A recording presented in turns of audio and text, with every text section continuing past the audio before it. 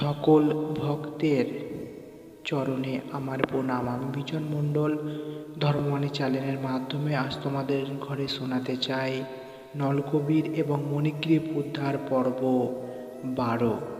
আপনি সর্বব্যাপ্ত পরমেশ্বর ভগবান, সমস্ত শান্তির উৎসাহ এবং যদুকুলের ঈশ্বর।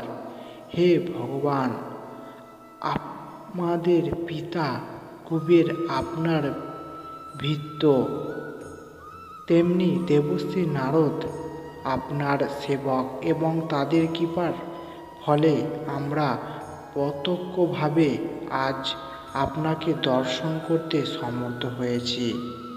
তাই আমরা আপনার কাছে প্রার্থনা করি যে আমরা সর্বদাই আপনার প্রতি ভক্তিযুক্ত সেবায় রত থাকতে পারি, সর্বদাই আপনার মাহাত্ম্য শ্রবণ এবং কীর্তন করতে পারি।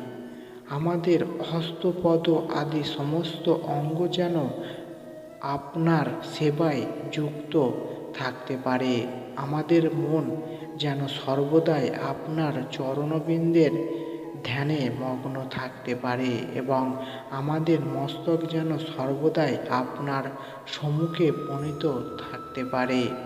যখন নলকবির এবং মণিগ্রীবের প্রার্থনা শেষ হলো, তখন গোকুলাধিপতি শিশু শ্রীকৃষ্ণকে যশোদা কর্তৃক রজ্জুর দ্বারা উদকুলে আবদ্ধ অবস্থায় স্মৃতিহাস্য বললেন, আমি জানি যে আমার প্রিয়তম ভক্ত দেবশ্রী নারদ তোমাদের অসাধারণ শ্রী ঐশ্বর্যের গৌরবে মদমত্ত অতি জঘন্য জীবন থেকে রক্ষা করবার জন্য তোমাদের প্রতি তার অহৈতুকী কৃপা প্রদর্শন করেছিলেন।